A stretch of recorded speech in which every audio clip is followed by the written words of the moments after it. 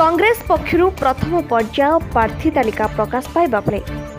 समरेन्द्र मिश्र होउछन्ती बलांगीर निर्वाचन मंडल कांग्रेस विधायक प्रार्थी। कांग्रेस टाणुआ नेता नरसिंह मिश्र पुत्र समरेन्द्र विधायक प्रार्थी टिकेट पाइबा परे ताको समर्थकों शुभेच्छुक महल में खुशी लहरी खेली जाछि। युवनेता समरेन्द्र टिकेट पाइबा पूर्व नुआ भोटर को एक कार्यक्रम में भेटी सारिबा बेले एक स्वतंत्र कार्यक्रम में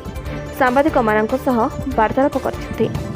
सेपरि निकट रे ଏହି କାର୍ଯ୍ୟକ୍ରମରେ ମହିଳାମାନଙ୍କ ସହ ବଲାଙ୍ଗୀରର ବିଭିନ୍ନ ସମସ୍ୟାକୁ ନେଇ ସିଧାସଳଖ କଥାବାର୍ତ୍ତା କରିଛନ୍ତି। ନିଜକୁ ସମସ୍ତ ଦିଗରୁ ବଳିଷ୍ଠ କରିବା ପାଇଁ ଟିକେଟ୍ ମିଳିବା ପୂର୍ବରୁ ସମରେନ୍ଦ୍ର ନିଜକୁ ପ୍ରସ୍ତୁତ କରିବାରେ ଲାଗି ପଡ଼ିଥିଲେ। ପକ୍କା ବଲାଙ୍ଗୀରିଆ ନାରା ଦେଇ ଏଥିରେ ନିର୍ବାଚନ ମଇଦାନରେ ବାଜମାତ କରିବେ ସମରେନ୍ଦ୍ର ବୋଲି ତାଙ୍କ शुभेच्छुମାନଙ୍କ ମହଲରେ ମତ ପ୍ରକାଶ ପାଇଛି।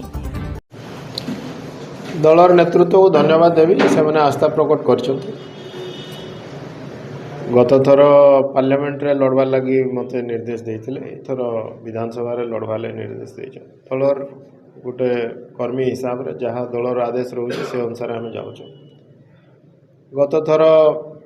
पार्लियामेंट रे लड़िक भी आम भल प्रदर्शन करूँ।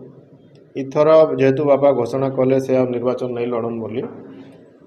तो आमर जिते कर्मी अच्छन समस्त मतामत नि समस्ते इच्छा कले जे नहीं मुई इथर विधानसभा प्रार्थी होबार कथा से विधानसभा प्रार्थी लगी आवेदन करी जेनटा कि दल ग्रहण कर मत मनोनीत कर दलर नेतृत्व को धन्यवाद जनाऊँ। प्रसंग तो आम 25 वर्ष धरिक से क्षमतार थिले इनु विशेषकर अनंग उदय सिंहदेव निर्वाचित होकर गले विभिन्न प्रकार मंत्रिमंडल स्थान पाइले बलांगीर काण विकास होता आम देखीचु और 10 वर्ष रे काण होटा भी देखीचु। तो 25 वर्ष बनाम 10 वर्ष इटा आमर मुख्य मुद्दा है। आम जदि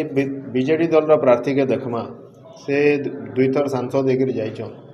सांसद समय काण अवदान अच्छे आज पर्यंत से क्लीयरली कहबार नहीं तार छड़ा छड़ा एवं वर्तमान से हाउसिंग बोर्ड अध्यक्ष अच्छन हाउसिंग बोर्ड अध्यक्ष भाव से काण काम करिछन सेटा भी आम नहीं जानी पारबार ताल आर तो कथा दूर छाड़न 2 थर सांसद से निजे कलिकेश थिले थोड़े राज्यसभा सांसद थिले अनुभव उदय सिंहदेव देगाँ जेन मैंने ट्रेन टे अटके नहीं पारे से मैंने आज कहचन जे बलांगीर विकास आम कर तो ताके लोक शुणिक हसुचन आर इथर निर्वाचन रे गत 2 थर तो कांग्रेस इन विजयी होता इथर आम निश्चित भाव हैट्रिक करमु बोली आम आशा कर किंतु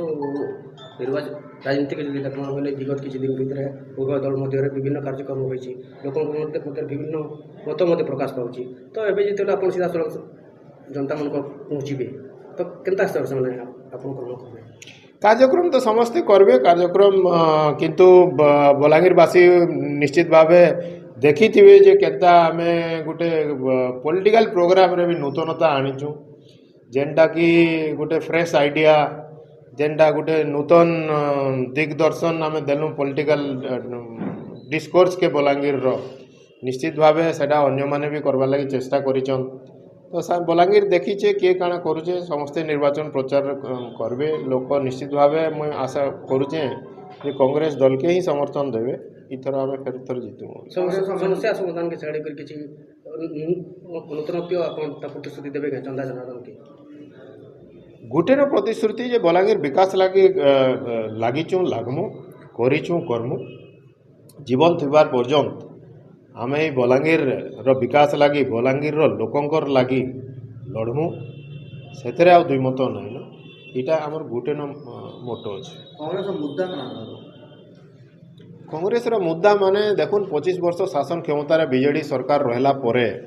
आज बलांगीर परिचय काଣା दादन इति लगी दायी किए बीजेडी सरकार दायी 25 वर्ष क्षमतार रहल तमें चाकरी सृष्टि नहीं कर पार आमर पिला आज कोयम्बाटूर किए तमिलनाडु जाऊे आर भोट आगु तुम स्कीम माने आनुच लोक भुआ बुलावा लगी क्या 10,000 टଙ୍କା दौच क्या बैग दौच इतरे काଣା आमर पिलामानकर भविष्य बन जावा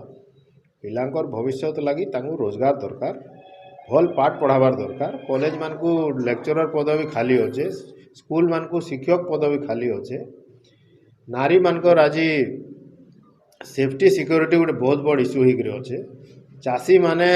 खेत के पानी लगे नहीं पारबार धान है बिक्री नहीं पारबार कि रेट नहीं पाई पारबार तो 25 वर्ष एत समय शासन क्षमता रहीकि जेन सरकार किसी करी नहीं पारी ताके सरकार रहा कौन अधिकार नहीं न आम देखुचु जे ग्राउंड लेवल रे केन हिसाब रे लोकंकर राग रिसिमी अच्छे बीजेडी सरकार प्रति इथर बीजेडी निश्चित भाव सरकार जीवा बलांगीर रे तो आम हैट्रिक कर बलांगीरु बिंद्याराणी मिश्रଙ୍କ रिपोर्ट रिपब्लिक ओडिशा।